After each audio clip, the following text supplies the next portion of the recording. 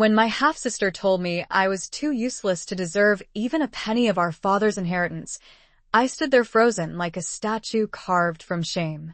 Days later, I was uncovering coded messages that would bring her entire empire crashing down. That's when I realized family trees don't just branch out. Sometimes they're designed to strangle you. If you're watching the story, hit subscribe and tell me in the comments if you've ever been underestimated by family. Trust me, what happens next proves that the quietest person in the room is usually the most dangerous one. My name is Eleanor Reed, and all my life, I've been the wallflower everyone overlooked. The quiet librarian. The dutiful daughter who never made waves. The half-sister who faded into the background while Veronica commanded every room she entered. Honestly, Eleanor, could you be any more boring? Veronica would say at family gatherings, her perfect red lips curled into that signature smirk. Daddy worked so hard to build this company, and you spend your days alphabetizing dusty books. I'd just smile tightly and refill my wine glass. That was our dynamic for 32 years, her shining, me shrinking. Until the day our father died. The heart attack came without warning. 1 minute Dad was his usual robust self at Sunday dinner, laughing too loudly at his own jokes, and the next morning he was gone. The shock hit us all differently. Mom retreated into her grief, spending days in their bedroom. Veronica took control of the funeral arrangements, the business meetings, the calls to distant relatives, her grief displayed like a designer outfit, visible but perfectly composed. Me? I quietly sorted through Dad's personal items, finding comfort in organizing his belongings just like I organized my books at Hudson Town Library. I discovered his collection of vintage fountain pens, the tickets from every baseball game we'd attended, and photo albums I hadn't seen since childhood. Don't get too attached to anything, Veronica warned, catching me holding Dad's favorite paperweight. The will reading is tomorrow. I nodded, placing the glass orb back on his desk. I'm not worried about the inheritance, Veronica. She laughed, that sharp sound that always made me flinch. Good. Because you shouldn't be. Script part separator equals. Looking back, I should have seen the signs. The hush phone calls Veronica made from Dad's study. The way she'd rushed to his lawyer's office the day after he died. The calculating gleam in her eye whenever inheritance was mentioned. But I didn't. I was too busy grieving the only person who'd ever truly believed in me. The will reading was set for 2 p.m. at Lawson & Associates, our family's legal firm since before I was born. Mr. Lawson himself, a silver-haired man with wire-rimmed glasses who'd bounced me on his knee as a child, would be presiding. I arrived 15 minutes early, dressed in a simple black dress that had seen me through countless library fundraisers. The receptionist gave me a sympathetic smile as I took a seat in the waiting area, clutching my worn leather bag. Veronica swept in at exactly 2 p.m., her entrance announced by the click-clack of designer heels against marble floors. She wore a tailored black suit that probably cost more than my monthly salary, her dark hair sleek in a tight bun that pulled her features into sharp relief. Eleanor, she acknowledged with a curt nod. No hug. No shared moment of grief. Just that cool assessment that always made me feel like I was being measured and found wanting. Mom arrived moments later, supported by her sister, Aunt Patricia. She looked fragile, her eyes red-rimmed behind dark sunglasses. Mrs. Reed, Mr. Lawson greeted, emerging from his office. Veronica, Eleanor. Please come in. His office smelled of leather and lemon polish. For chairs had been arranged in front of his massive mahogany desk. We took our seats, Mom between her sister and Veronica, me slightly apart as always. Mr. Lawson cleared his throat and placed a thick envelope on the desk. Before we begin, I want to express my deepest condolences. Richard was not just a client but a dear friend. He looked at each of us, his gaze lingering on me with what seemed like, was that pity? I'll now read the last will and testament of Richard James Reed. What happened next would change everything. Script part separator equals. As Mr. Lawson opened the envelope, I noticed Veronica subtly shift forward in her chair. She'd always been ambitious, but in that moment, her eagerness was almost predatory. As the executor of Richard Reed's estate, Mr. Lawson began, adjusting his glasses. I am required to distribute his assets according to his explicit instructions. He pulled out several pages and began reading the standard legal preamble. Mom dabbed at her eyes while Aunt Patricia held her hand tightly. To my beloved wife, Margaret Reed, I leave our family home and all its contents, as well as a trust fund of $5 million to ensure her comfort for the remainder of her life. Mom let out a soft sob. Dad had always taken care of her, even in death. To my daughter, Veronica Reed, Mr. Lawson continued, I leave 70% ownership of Reed Enterprises, along with my investment portfolio and vacation properties in Aspen and the Hamptons. Veronica's face remained impassive, but I caught the slight twitch of satisfaction at the corner of her mouth. This wasn't surprising. She'd been working at Dad's company since graduating business school, groomed to take over someday. Then Mr. Lawson paused, clearing his throat uncomfortably before continuing. And to my daughter, Eleanor Reed. The silence stretched for what felt like eternity.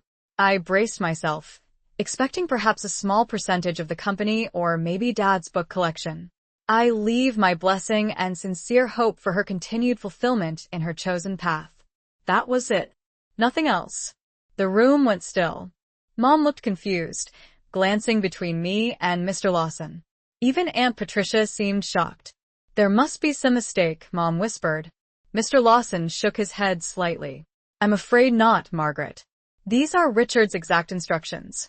I felt the blood rush to my face, a humiliating heat that spread down my neck and chest. The room seemed to tilt slightly. Veronica turned to me, her expression a mixture of triumph and mock sympathy. You? She said, voice dripping with superiority as she reached for the envelope Lawson had emptied. He left you with nothing. Maybe it's his way of agreeing that you're truly useless. As she roughly handled the envelope, something fluttered out, a small folded paper that landed by my feet. I picked it up instinctively, my fingers trembling. What's that? Veronica snapped. Script part separator ===. Just an old receipt, I said, quickly tucking the paper into my purse. I don't know why it was in there. My heart hammered as I felt the weight of that small paper in my bag. Something told me not to show it to anyone, especially not Veronica. The rest of the meeting passed in a blur. Mr. Lawson explained timelines for asset transfers, paperwork to be signed, accounts to be accessed.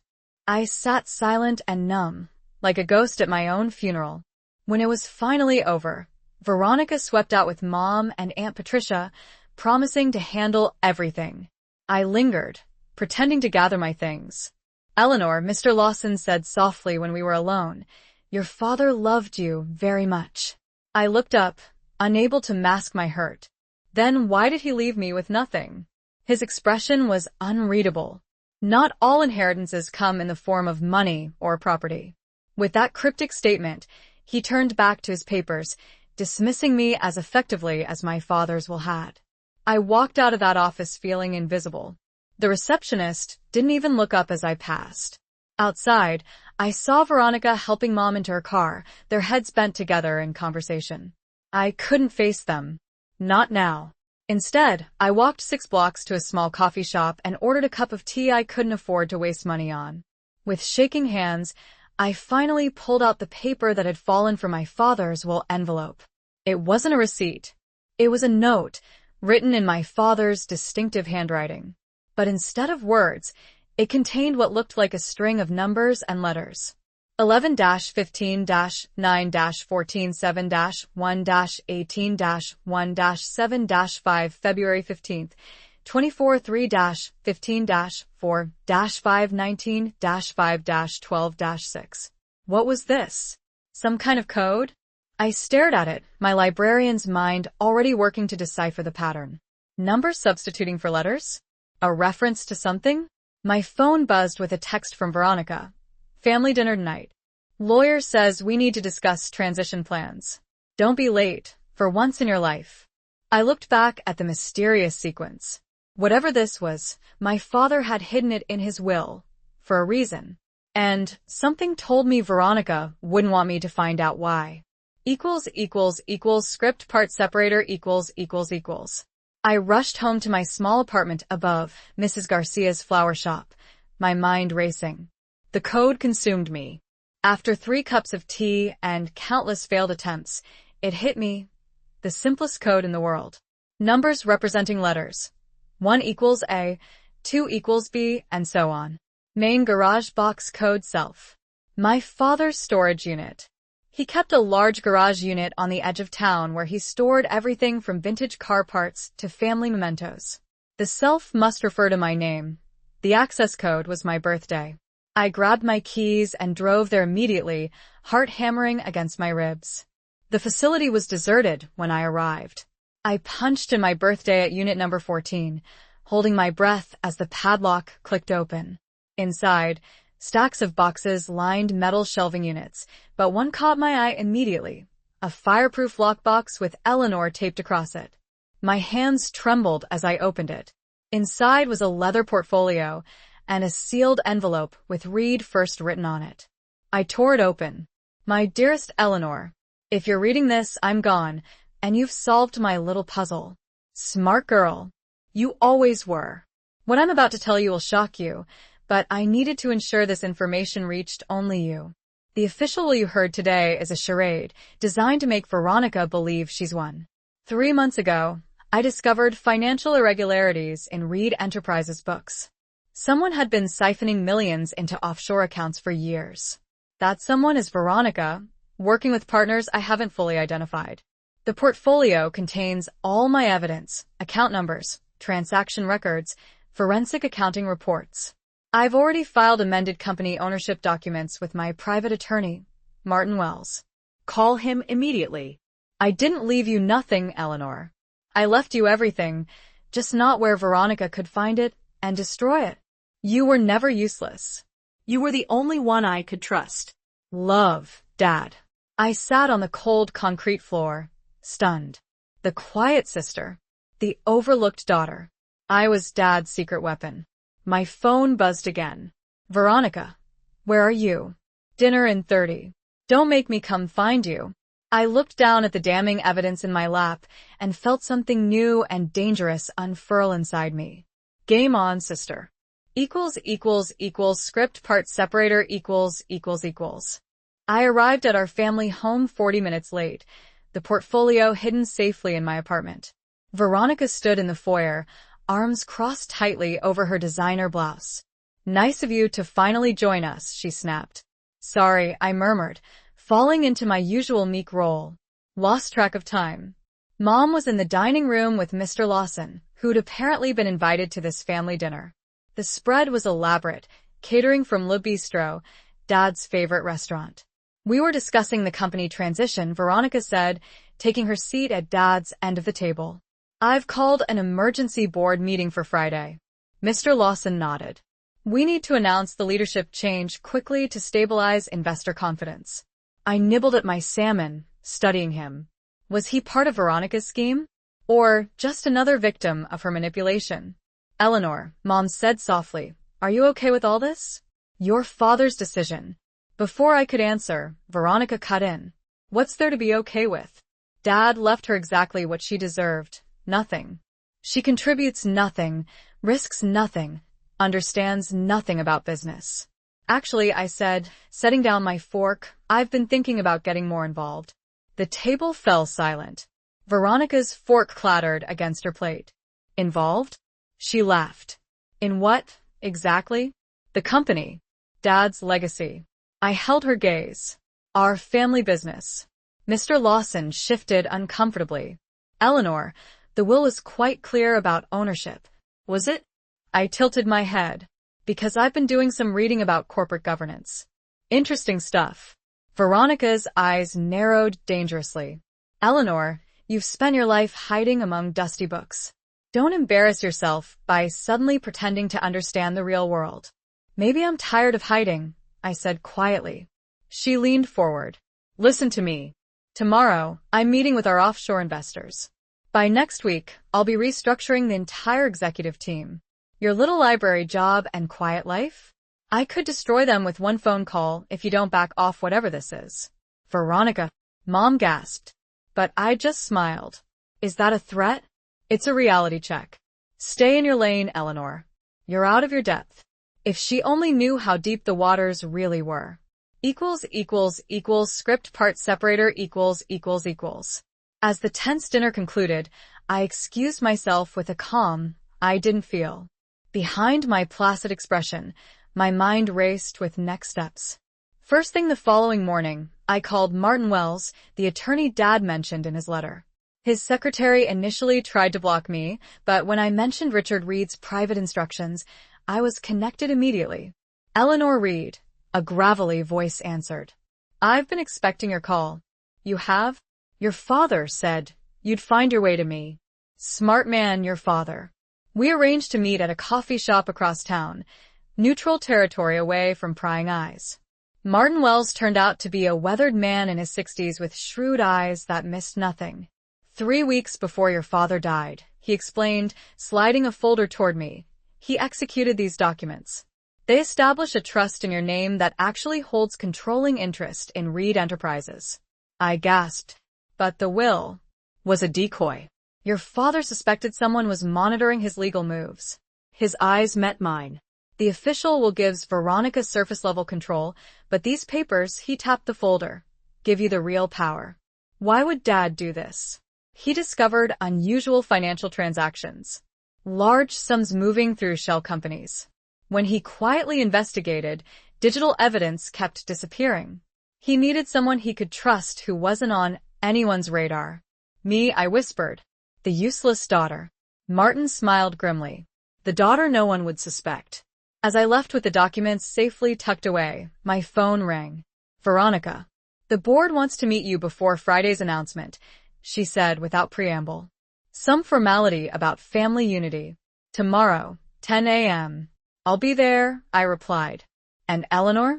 Wear something appropriate for once. This isn't your library. The line went dead. Little did she know I was preparing for a completely different kind of presentation. Back in my apartment, I studied the evidence Dad had collected. Offshore accounts. Falsified contracts. At least 3 board members implicated alongside Veronica. The scope of the fraud was staggering. Then my phone dinged with a text from an unknown number. Be careful who you trust. Not all lawyers are created equal. Script part separator equals. I stared at that cryptic text for a full minute. Who would send this? And more importantly, what did they know about my situation? I quickly typed, "Who is this?" The reply came instantly. "A friend of your father's. Lawson isn't who you think he is. Check the portfolio again. Look for hidden pages." My heart pounding, I returned to Dad's portfolio. Running my fingers along the inner binding, I felt it, a slight bulge. I carefully worked my fingernail under the leather lining and pulled. 3 photographs slid out. The first showed Veronica and Mr. Lawson at what appeared to be a beach resort, looking decidedly unprofessional. The second captured them in Dad's office after hours, examining documents. The third, and most damning, showed Lawson accepting an envelope from a man I recognized as Viktor Kozlov, the Russian investor Dad had repeatedly refused to do business with. My phone buzzed again. Now you see. Lawson's been Veronica's partner from the beginning. Tomorrow's board meeting is a trap. How do you know this? I typed. I worked in your father's security detail. He trusted me. Do you have someone you trust at the library? I thought immediately of Jasper, our IT specialist, who'd helped me navigate countless technology challenges. Yes, I replied. Good. You need technical help. Tomorrow's meeting. Don't show your hand. Pretend you're still the meek Eleanor they expect. We need 48 hours to set things up. Set what up? The response was immediate. Their downfall. That night, I barely slept. By morning, I had formulated a plan. I called Jasper and asked him to meet me for coffee before work, bringing his laptop. When I laid out what I needed, his eyes widened behind his thick glasses. You realize this is borderline illegal, right? He whispered. What they've done is completely illegal, I countered. Dad wanted me to fix this. Are you in? Script part separator equals. Jasper adjusted his glasses, a nervous habit I'd noticed during the 3 years we'd worked together. His fingers tapped rapidly on the coffee shop table. Corporate espionage, financial fraud, secret documents, he muttered. This is like one of those movies where the nerdy side characters always get killed first. Jasper, I said firmly, I need you. He sighed. Fine, I'm in. But we do this my way, clean, untraceable. 2 hours later, I walked into Reed Enterprises for the first time since Dad's funeral. The receptionist did a double take. Miss Eleanor? Are you lost? Board meeting, I replied simply, adjusting my conservative navy blazer, the perfect outfit for the role I needed to play today. 15th floor conference room, she said, confusion evident. They're waiting. The elevator ride gave me time to steady my nerves. Jasper was already working his magic remotely, infiltrating the company servers to extract exactly what we needed before anyone could delete it. Meanwhile, my mysterious ally, who identified himself only as Dean, was setting up surveillance on Lawson. The conference room doors loomed before me. Inside sat Veronica at the head of the table, flanked by Lawson and 7 board members. Their conversation halted abruptly when I entered. Eleanor. Veronica's smile was tight. Right on time for once. I wouldn't miss it, I replied, taking the empty seat at the opposite end of the table. Lawson cleared his throat. As I was saying, with Richard's passing, Veronica will assume the role of CEO effective immediately, with full voting control of his shares. I smiled placidly, playing the part they expected. Script part separator ===. Any questions? Lawson asked, his gaze sweeping the room before landing on me with barely disguised contempt. Just one, I said softly. When will the annual audit be completed? A flash of something, alarm? Crossed Veronica's face before she composed herself. We're postponing this year's audit, she replied smoothly. With the transition and market volatility, it would be disruptive. Seems prudent, I nodded, as if I completely agreed. Now, as to the press announcement, Veronica continued, relief evident in her voice as she moved on. I've prepared a statement emphasizing continuity and innovation. I half-listened as she outlined her vision, watching instead as Lawson checked his phone repeatedly. My own phone vibrated silently in my pocket, a text from Jasper. In the system. Found deleted files. It's worse than you thought. Then another from Dean. Lawson making travel plans. Tickets to Cayman Islands for Saturday. They were planning to run. The meeting concluded with handshakes and congratulations. I offered Veronica a timid smile and quiet congratulations, playing my part perfectly. Oh, Eleanor, she called as I reached the door. Don't forget to sign the formality papers before you leave. Just acknowledging you understand the succession plan. Lawson held out a document. Standard procedure, he assured me. I glanced down at what was clearly a complicated legal waiver, designed to make me sign away any future claims against the company or its management. Of course, I said, taking the papers. I'll look these over tonight and bring them tomorrow. We need them today, Veronica insisted, her tone hardening slightly. I channeled my meekest smile. I like to read what I'm signing. Script part separator ===. Veronica's perfect features tightened. Fine. By noon tomorrow. I nodded and left, feeling their eyes boring into my back. Once safely in my car, I called Jasper. How bad? I asked. Bad enough to put them all in prison, he replied. I found deleted communications with Kozlov dating back 3 years. They've been using Reed Enterprises as a front for laundering money through fake development projects in Eastern Europe. I gripped the steering wheel. And Lawson? He's been altering contracts, backdating documents. Eleanor, these people aren't just thieves, they're dangerous. We have 24 hours, I said. Meet me at my place in 30 minutes. Next, I called Dean. Is it enough time? Barely, he replied. I've reached out to my contact at the SEC. They're already investigating Kozlov. Your evidence could be the key to their case. By midnight, our plan was set. Jasper had retrieved and secured copies of all incriminating files, emails, and financial records. Dean had surveillance photos of Veronica meeting with Kozlov just 2 days after Dad's funeral. and I had studied every detail of Dad's secret documents. Just before falling into an exhausted sleep, my phone buzzed with a text from Veronica. Don't be late tomorrow. And wear something decent. Investors will be there. Perfect, I thought. Witnesses. Script parts separator The next morning, I dressed with purpose. A sharp black suit, subtle makeup, hair pulled back in a professional bun. The woman in the mirror looked nothing like the meek librarian Veronica was expecting. Jasper called, as I was leaving. Everything's set. The evidence is loaded on both the USB drive and the cloud backup. Dean's contact at the SEC is standing by. And the projector setup? Confirmed with IT yesterday. Said it was for a presentation on the library's partnership program. I check my watch. Time to end this. Reed Enterprises was buzzing when I arrived. The boardroom had been transformed for a formal announcement, with press badges visible among the gathering crowd.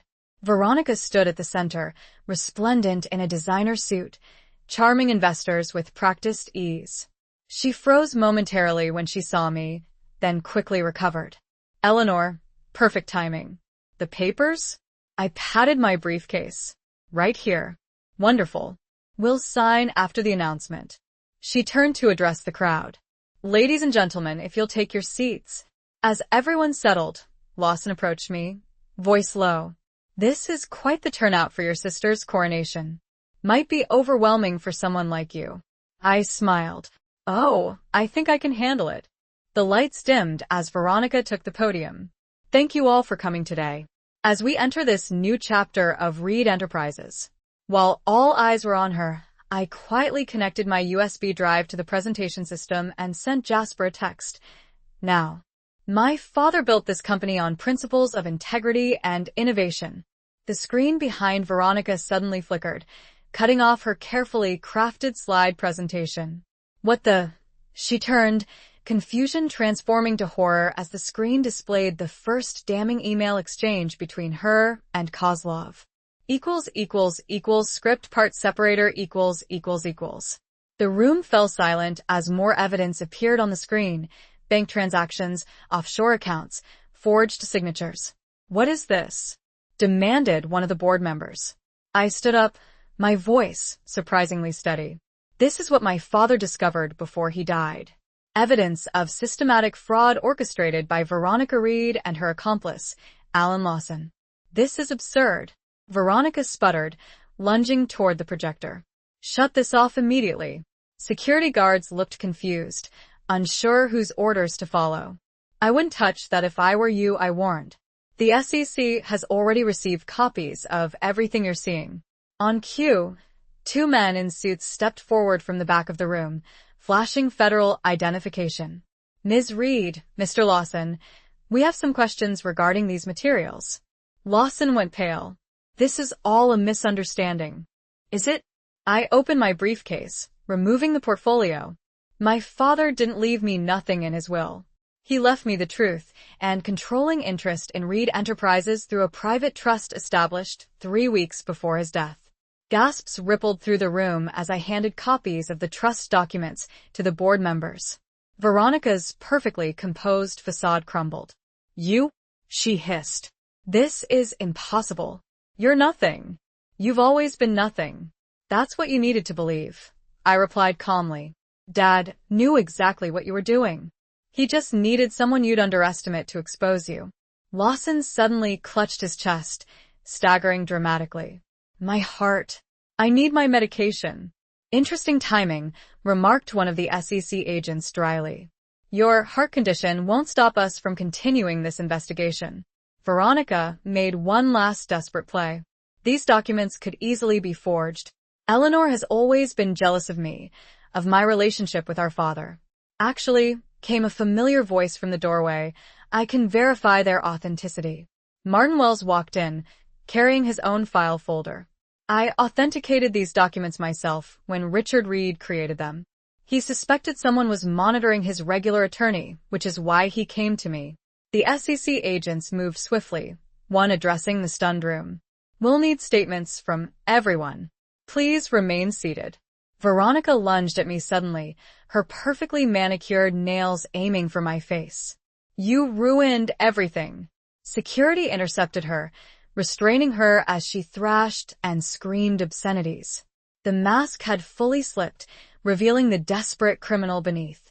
2 hours later, after giving my statement, I stood in Dad's old office, now my office. The view of Hudson Town spread before me, unchanged yet completely different from this new vantage point. My phone buzzed with texts from Jasper and Dean, confirming that both Veronica and Lawson were in custody, denied bail as flight risks. The Cayman Islands tickets had been particularly damning.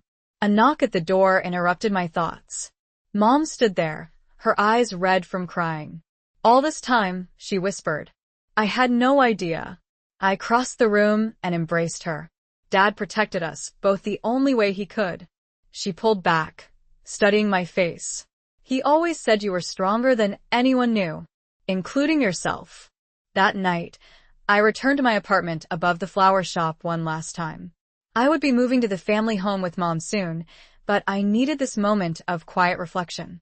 On my small balcony, watching the town lights flicker on as dusk fell, I finally opened the letter Dad had left inside the portfolio, the one marked read after.